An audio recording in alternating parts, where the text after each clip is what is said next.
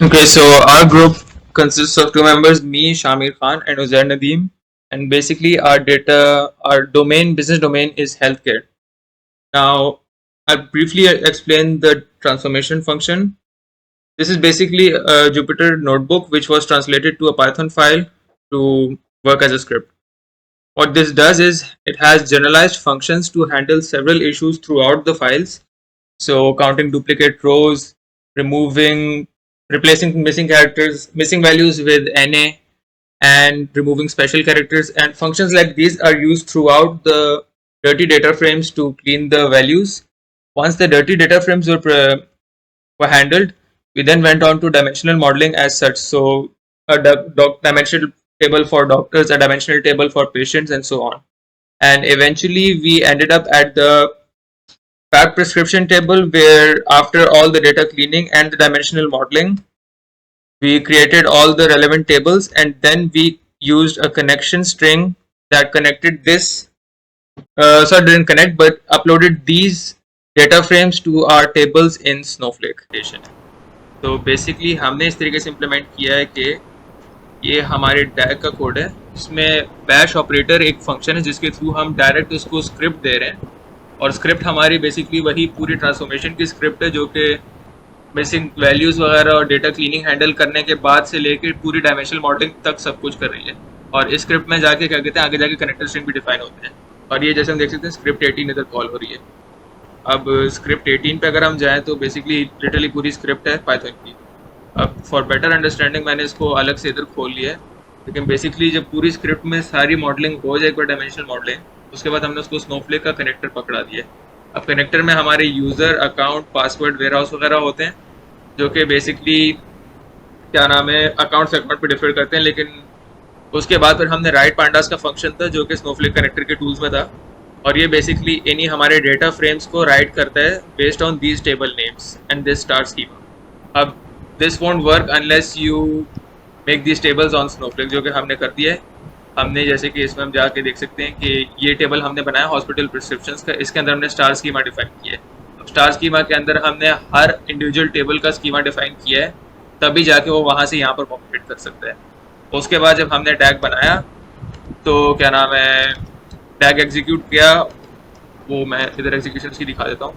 तो बेसिकली ये अब उसका लॉग है, इसमें हम देख सकते हैं कि टैग ने इंडिविजुअली हर डेटा फ्रेम को अगर हम इसमें देखें तो ये right pandas dim doctor, right pandas dim medical, तो ये बेसिकली टैग ने वही चीज़ की है कि पहले पूरा फैक्ट टेबल और स्टार स्कीमा पूरा बनाया, और फिर एक एक करके उसने सारे टेबल्स अपलोड किए इनटू स्नोफ्लेक, जो कि फिर हम यहाँ देख सकते हैं कि अगर हम काउंट वाले फंक्शंस लगा दे सिंपल, तो उससे हम देख सकते हैं कि रोज पॉपुलेट हो गई हैं स्टार स्कीमा इटसेल्फ की। और अगर हम सेलेक्ट स्टार भी कर दे तो देख सकते हैं कि वैल्यूज इटसेल्फ एक्चुअली आ रही है टेबल इस तरीके से। बाकी फिर हम ये देख सकते हैं कि एक एक करके सारे टेबल्स क्या कहते हैं पॉपुलेट हो गए, नंबर ऑफ रोज आप इसमें चेक कर सकते हो। और ये हम देख सकते हैं कि हमारा एज इट इज़ जो पूरा स्टार स्कीमा डिफाइंड है वो इसमें आ गया। अब डैशबोर्डिंग का पार्ट जो है वो सर समझाएगा। अच्छा, तो ये हमारा स्नोफ्लेक का डैशबोर्ड है। और ये डैशबोर्ड जो है डेटा की अपडेशन के बाद वाला डैशबोर्ड है। जो डेटा से अपडेट वाला पहले वाला डैशबोर्ड है वो हम लोग उसकी नेक्स्ट पार्ट में दिखा देंगे। अच्छा, तो ये हमारे केपीआईज हैं: total sales, most common doses amount of medicine और टोटल मेडिसिन क्वांटिटी सोल्ड। इस इन तीनों केपीआईज के ऊपर हमने एक फिल्टर भी लगाया हुआ है टू सेलेक्ट मेडिकेशन नेम। तो जैसे अगर मैं ये सेलेक्ट करता हूँ, इसके अंदर और भी है, लेकिन अगर मैंने एक सेलेक्ट किया हुआ है और अप्लाई करता हूँ, केपीआईज उसके हिसाब से ही अपडेट होंगे। अच्छा, अब आप देख सकते हैं कि केपीआईज अपडेट हो गए हैं अकॉर्डिंग टू द फिल्टर। सही है। अब इसको मैं दोबारा सेलेक्ट और कर देता हूँ। आ, उसके अलावा हमारे पास एक टोटल सेल्स का ट्रेंड है फ्रॉम अक्रॉस डिफरेंट ईयर्स। और हम देख सकते हैं कि from 2024 to 2025 sales trend downward जा रहा है। ये वाला जो बार चार्ट है ये हमें दिखा रहा है कि सबसे ज्यादा पेशेंट्स कौन सी 5 मेडिकल कंडीशन की होते हैं। सो हाइपरटेंशन के 806, माइग्रेन के 801 एंड सो ऑन। ये जो है हमें बता रहा है कि सबसे ज़्यादा सेलिंग या सबसे ज़्यादा रेवेन्यू जनरेटिंग मेडिसिन कौन सी है। एंड फाइनली हमारे पास एक हीट मैप है जो हमें बता रहा है कि हर मंथ में डिफरेंट मेडिसिन टाइप्स के कितने प्रिस्क्रिप्शंस आए हैं हमारे पास। अगर मैं एक चार्ट के अंदर जाके आप लोग को दिखाऊं कि हमने जनरेट कैसे किया उसको। हमने ये स्पेसिफिक क्वेरी रन करी ग्रुप बाय लगा के मेडिकेशन नेम के ऊपर और उसका टोटल मेडिसिन अमाउंट सेलेक्ट किया एंड फिर चार्ट्स में जाके इसको बार चार्ट को कॉन्फ़िगर किया तो हमारे पास ये बार चार्ट आ गया। That's it. ओके, तो हम एक पार्ट बताना भूल गए थे, वो बेसिकली ये था कि हमारी स्क्रिप्ट का जो मेथोडोलॉजी है वो ये है कि यहाँ से फाइल पाथ रीड होती है, फिर उन पर ट्रांसफॉर्मेशंस होती हैं। तो फर्स्ट इटरेशन में सारी ओरिजिनल फाइल्स ही थी जो कि इस ट्रांसफॉर्मेशन के थ्रू गुजरी हैं। सेकंड इटरेशन में फिर हमने original along with extra files भेजी हैं जो कि एग्जैक्टली सेम फंक्शंस के थ्रू गो थ्रू हैं। तो बाकी पूरी फाइल में कोई चेंज नहीं है, बस सिर्फ बेसिक यही चेंज है कि पाथ्स चेंज हुए हैं और पहले इटरेशन में ओरिजिनल फाइल्स पे पूरी ट्रांसफॉर्मेशन रन हुई, दूसरी बार एक्स्ट्रा फाइल्स पे ट्रांसफॉर्मेशन रन हुई है। Going through the same pipeline दोनों फाइल्स दी गई हैं। This is our current dashboard in Snowflake. Um, we are going to update it now using the extra data that we generated.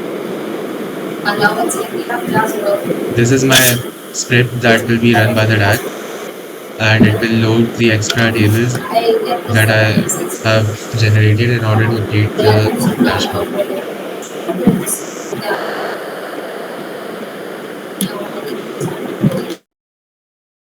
So I'm going to first refresh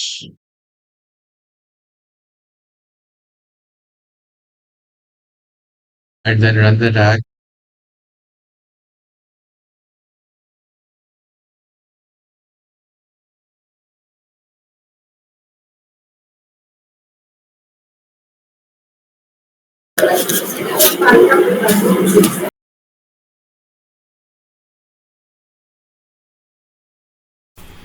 Okay, so here we can see three values 36,020 and 4.2 million, as well as the charts below.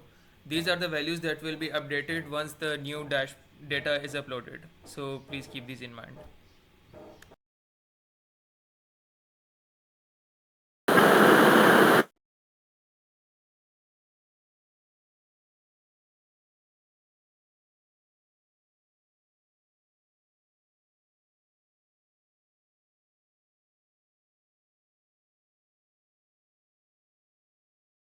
Okay, now I'm going to verify if the DAG did run successfully or not.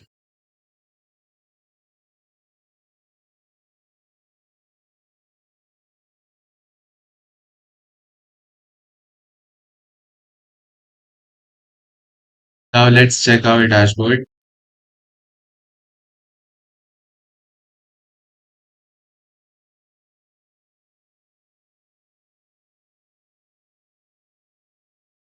As you can see, it did get updated, but not all KPIs get updated. Um, However, total sales and total medicine quantity sold do get updated.